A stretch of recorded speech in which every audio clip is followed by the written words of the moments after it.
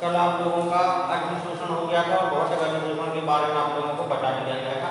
आज इसके आगे क्या पढ़ना है ये सारी चीजें आपको बताई जाएंगी। आज ये टॉपिक आपका खत्म हो जाएगा। इसके अंतर्गत रासायनिक अधिशोषण आता है और रासायनिक अधिशोषण के बारे में आज आप लोगों को क्या करना है, पढ़ना है। इसी के बारे में अध्ययन आज किया जाएगा। ठीक है, तो अगला टॉपिक क्या है आपका, रासायनिक अधिशोषण। रासायनिक अधिशोषण, इसका एक नाम और भी है रसाशोषण।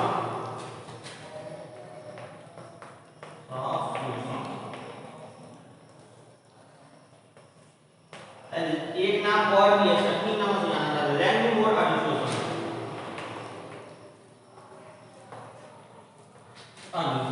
तीनों नाम जानना आवश्यक है। किसी भी नाम से क्वेश्चन क्या हो सकता है, आ सकता है। ठीक है, या तो रसाशोषण से पूछ सकता है, रासायनिक अधिशोषण से पूछ सकता है, या लैंगिक अधिशोषण से पूछ सकता है। तो सबसे पहले इसकी डेफिनेशन आप लोगों को जानना नितांत आवश्यक है। डेफिनेशन क्या है इसकी, रासायनिक अधिशोषण क्या होता है, ये जानना आप लोगों को बहुत ही आवश्यक है। तो सबसे पहले इसकी परिभाषा समझिए, बिल्कुल सरल शब्दों में बताई जाएगी क्या है रासायनिक अधिशोषण।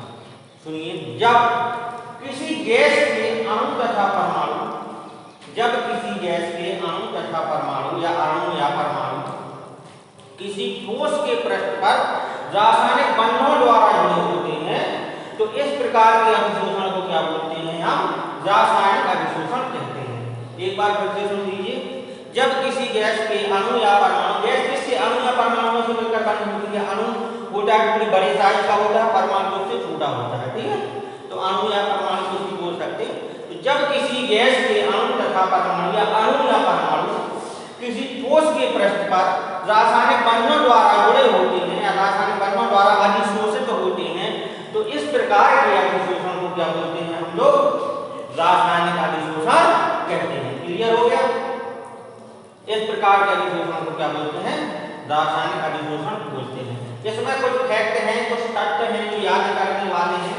जो रासायनिक अधिशोषण में जो रासायनिक बंध बनते हैं जिसके द्वारा अणु तथा परमाणु ठोस के पृष्ठ पर जुड़े होते हैं, वह बंध आपके क्या होते हैं, सहसंयोजक या आयनिक बंध होते हैं। ठीक है, पहला पॉइंट क्या है कि रासायनिक अधिशोषण में जिन बंधनों द्वारा गैस के अणु तथा परमाणु ठोस के पृष्ठ पर क्या होते हैं, अधिशोषित होते हैं, वो बंध कैसे होते हैं, या तो आपके सहसंयोजक होंगे या आयनिक होंगे। सहसंयोजक बंध होंगे या आयनिक। ठीक है, इन बंधनों द्वारा क्या होते हैं, जुड़े होते हैं। आयनिक बंध को हम क्या बोलते हैं, वैद्युत संयोजी बंध भी बोलते हैं। आयनिक बंध को क्या बोलते हैं, वैद्युत संयोजी बंध भी बोलते हैं। दूसरा पॉइंट क्या है, जो रासायनिक अधिशोषण होता है इसमें जो पृष्ठीय क्षेत्र सतह या पृष्ठीय क्षेत्रफल जो होता है वो क्या होता है, ठोस का सतही या पृष्ठीय क्षेत्रफल क्या होता है, अधिक होता है। जब अधिक होता है तो इसमें जो क्या होता है, अधिक एनर्जी की आवश्यकता होती है। पृष्ठीय क्षेत्रफल क्या होता है इसका, रासायनिक अधिशोषण में क्या होता है, अधिक होता है। तीसरा पॉइंट भी है इसका आप लोगों का, वो भी मैं बता दे रहा हूँ। ये चीज आप लोगों को क्या है, क्लियर हो जानी चाहिए। दूसरा पॉइंट समझ गए आप लोग, नहीं समझे, दूसरा पॉइंट क्लियर हो गया है। एक बार फिर सुन लीजिए, दूसरा पॉइंट क्या है आप लोगों का, जो आपका जो रासायनिक अधिशोषण है उसमें सतही यौगिक या पृष्ठीय यौगिक बनता है। ठीक है, इस कारण जो अधिशोषण ऊष्मा का मान क्या होता है, अधिक होता है। समझ गए कि नहीं, जो पृष्ठीय यौगिक बनेंगे उसमें अधिशोषण ऊष्मा का मान क्या होगा, अधिक होगा। क्लियर हो गया कि नहीं। तीसरा जो पॉइंट है वो नोट करके आप लोग समझ सकते हैं, भौतिक तथा रासायनिक अधिशोषण क्या होता है, कभी कभी साथ साथ हो जाता है। ऐसे नोट करके भी देख सकते हैं। कभी कभी आप लोगों ने देखा होगा कि भौतिक तथा रासायनिक अधिशोषण जब साथ साथ होते हैं तो पता करना मुश्किल हो जाता है कि कौन सा अधिशोषण हो रहा है, दोनों में अंतर करना मुश्किल हो जाता है। ठीक है, भौतिक तथा रासायनिक अधिशोषण, भौतिक तथा रासायनिक अधिशोषण।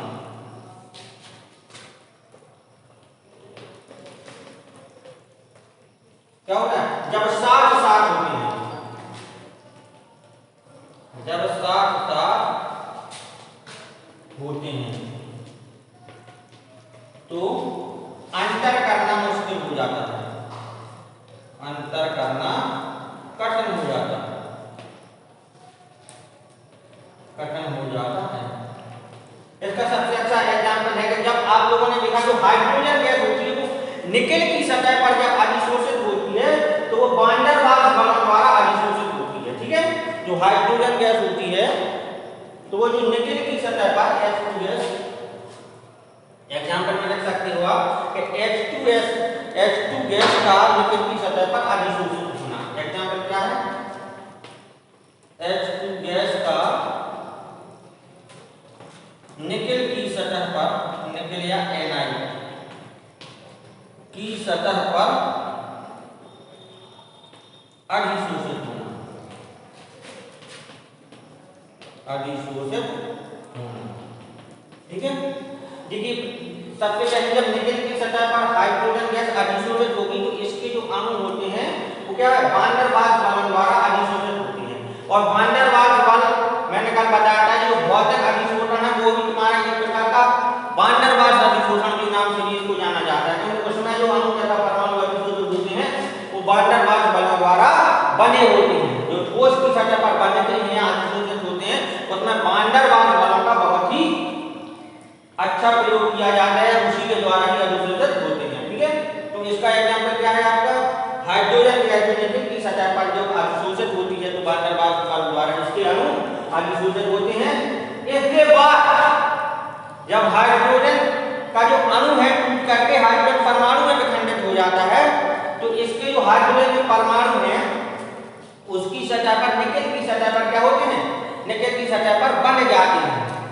हाइड्रोजन के परमाणु निकेल की सतह पर रासायनिक अधिशोषण के द्वारा बन जाते हैं। ठीक है, तो जो एग्जाम्पल है इसमें तुम्हारे दोनों अधिशोषण हो रहे हैं तो थोड़ी हल्का सा अंतर करना मुश्किल हो जाता है इन सारी चीजों में। क्लियर हो गया होगा? यहाँ तक किसी को कोई दिक्कत नहीं है? इसकी अधिशोषण, इसके जो 2-3 मैंने पॉइंट बताए ये भी आप लोगों को क्लियर हो जाना चाहिए। क्लियर है कि नहीं? अब आ जाए आपका रासायनिक अधिशोषण के लक्षण। रासायनिक अधिशोषण के लक्षण,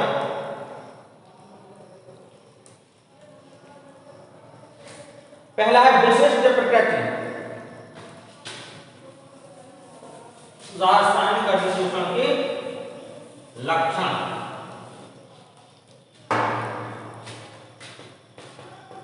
रासायनिक अधिशोषण के लक्षण।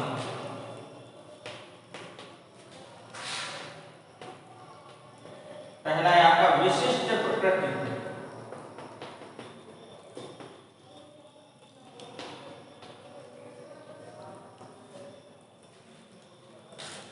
देखिए विशिष्ट प्रकृति मतलब क्या है? इसकी विशिष्ट प्रकृति क्या होती है? जब रासायनिक अधिशोषण तभी होता है जब अधिशोषक तथा अधिशोष के बीच रासायनिक बंध बनने की संभावना होती है। ठीक है, पहला जो आपका विशिष्ट प्रकृति है उसके अंतर्गत यही है कि रासायनिक अधिशोषण तभी होता है जब अधिशोषक तथा अधिशोष के बीच क्या है? रासायनिक बंध बनने की प्रबल संभावना हो या संभावना होती है। अगर रासायनिक बंध नहीं बनेगा तो रासायनिक अधिशोषण होने के चांसेस बहुत कम हो जाएंगे। विशिष्ट प्रकृति आप लोग समझ गए? क्लियर हो गया? विशिष्ट प्रकृति क्या है? कि रासायनिक अधिशोषण तभी होता है या रासायनिक अधिशोषण होने की संभावना तभी होती है जब अधिशोषक तथा अधिशोष के बीच क्या होता है? रासायनिक बंध बनने की क्या होता है? संभावना होती है। अब दूसरा आप लोगों का आता है क्या? अनुत्क्रमणीय प्रकृति। अनुत्क्रमणीय प्रकृति, देखिए रासायनिक अधिशोषण में क्या होता है? अनुत्क्रमणीय प्रकृति।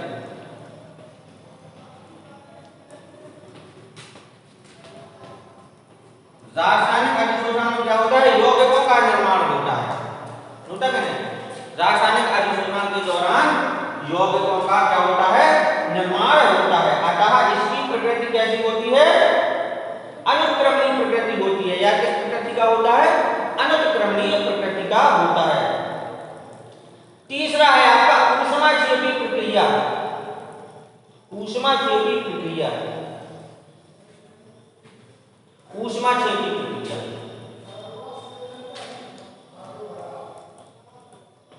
ऊष्माक्षेपी प्रक्रिया।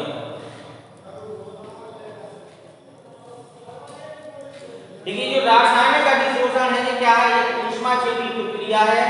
ऊष्माक्षेपी और ऊष्मा से शोषी आप लोगों को बता दिया है मैंने। तो रासायनिक अधिशोषण का है ये ऊष्माक्षेपी प्रक्रिया है और इस प्रक्रिया के द्वारा जो सक्रियण ऊर्जा का मान क्या होता है, अधिक होता है। इस प्रक्रिया के द्वारा सक्रियण ऊर्जा का मान क्या होता है, अधिक होता है, जिस कारण से इसकी जो एंट्रोपी होती है वो क्या होता है, कम हो जाती है।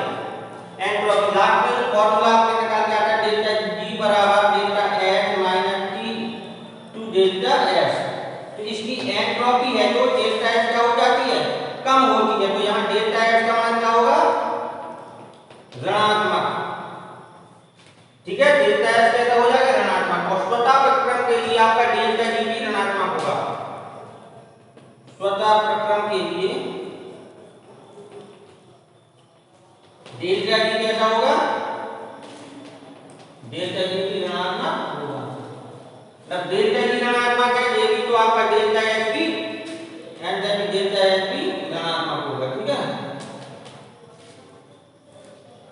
क्लियर हो गया। अब आपका चौथा आता है क्या, पृष्ठीय क्षेत्रफल। अगला कौन सा है आपका, पृष्ठीय क्षेत्रफल।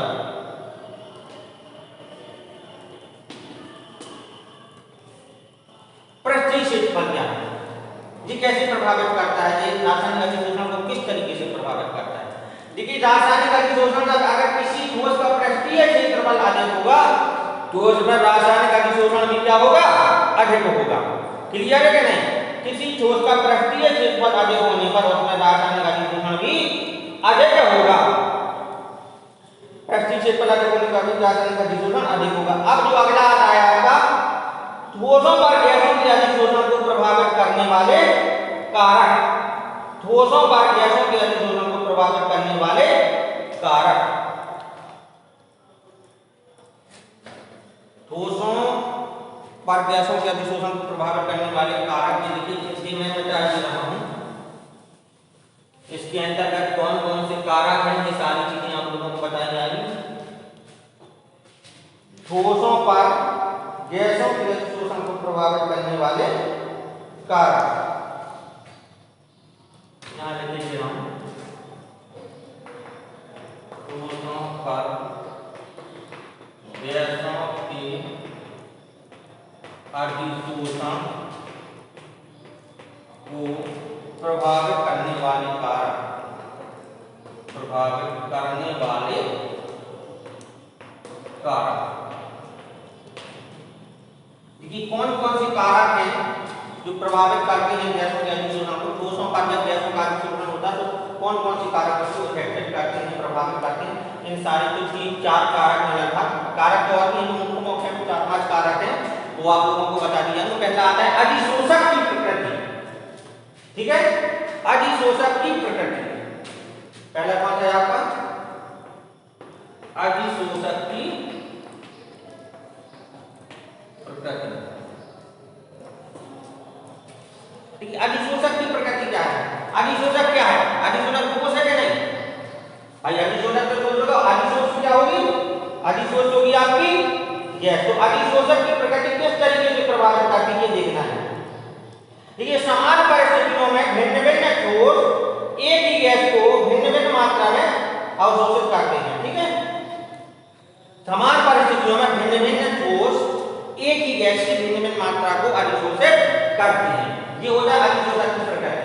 भाई परिस्थितियां समान है लेकिन ठोस क्या है, भिन्न भिन्न ठोस है, अलग अलग ठोस है, एक मेज हो गया, एक लकड़ी का गत्ता हो गया, तो जो अधिशोषण की मात्रा रहेगी वो क्या है, अलग अलग रहेगी।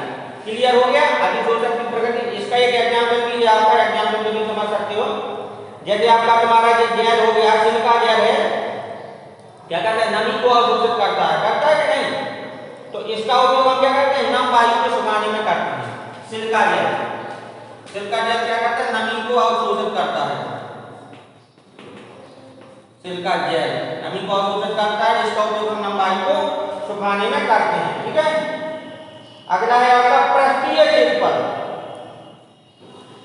उसका पृष्ठीय क्षेत्रफल जितना अधिक होगा क्या होगा, गैस की अधिशोषण क्या होगा, उतना ही अधिक होगा। पृष्ठीय क्षेत्रफल, किसी ठोस का पृष्ठीय क्षेत्रफल जितना अधिक होगा उसका गैस का जो अधिशोषण होगा उतना ही अधिक होगा। पृष्ठीय क्षेत्रफल, जैसे सिलिका जेल होगा चारकोल का, सिलिका जेल चारकोल, इनका पृष्ठीय क्षेत्रफल क्या होगा, अधिक। पृष्ठीय क्षेत्रफल अधिक होगा तो इनका क्या अधिशोषण क्या होगा, इसमें अधिक होगा। क्लियर हो गया। अब तीसरा जो आता है क्या है, अधिशोषित होने वाली गैस की प्रकृति। अधिशोषित होने वाली गैस की प्रकृति, ये यहां पे लिख दूं,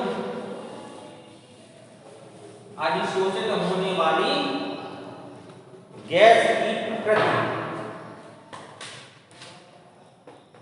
अधिशोषित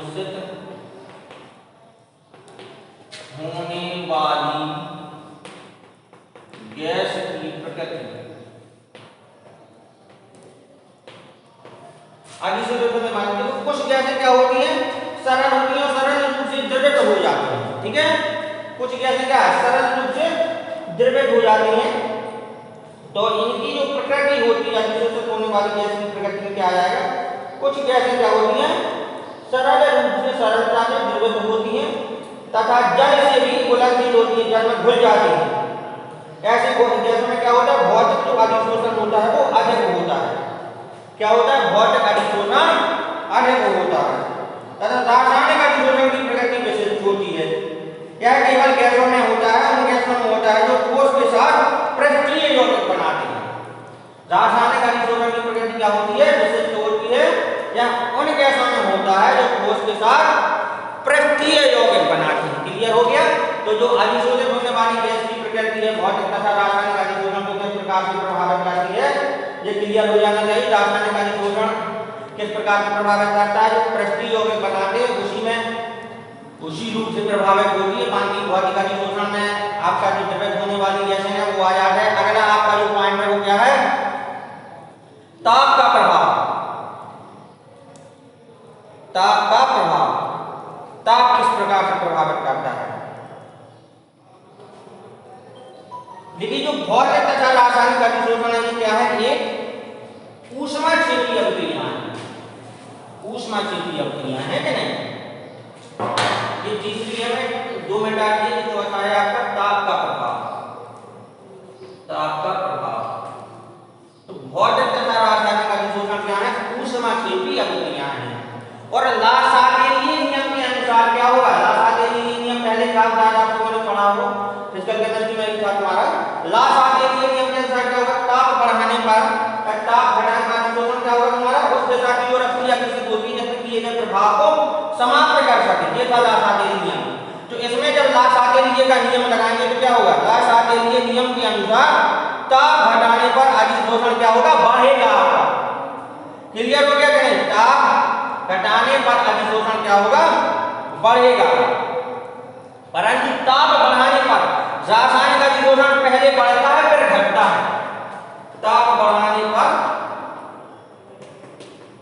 रासायनिक अधिशोषण की बात कर रहा है, रासायनिक अधिशोषण पहले क्या होगा, पहले तो ये बढ़ेगा फिर बाद में घटता है। जबकि यहां पर लासादेलीय नियम के अनुसार ताप घटाने पर क्या होगा, अधिशोषण बढ़ता है। ठीक है, अब आता है आपका दाब का प्रभाव। अब कौन सा है आपका पांचवा, दाब का प्रभाव।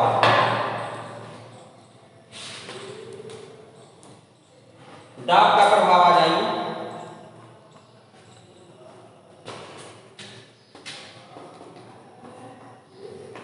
दाब का प्रभाव, दाब का प्रभाव किस प्रकार से रासायनिक अधिशोषण को प्रभावित करता है, ये सारी चीजें इसमें, ये भी एक लाइन की परिभाषा है। तो समान ताप पर किसी ठोस पर गैस का अधिशोषण दाब बढ़ाने पर क्या होता है, बढ़ता है। समान ताप क्या करना चाहिए, समान ताप पर किसी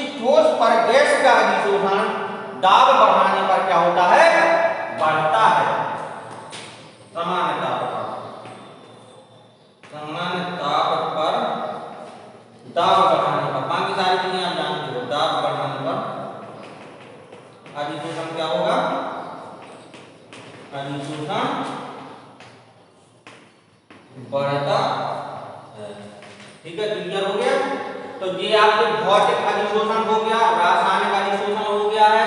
ठीक है, इसमें जो कौन कौन से कारक हैं वो सारे प्रभावित करने वाले वो भी बता दिया गया है। अब मेरे ख्याल से इसमें आपका कोलाइडी अवस्था से संबंधित चीजें हैं, निलंबन, उसके गुण हैं जो कोलाइडी गणों के निलंबन प्रभाव वगैरह ये सारी चीजें हैं।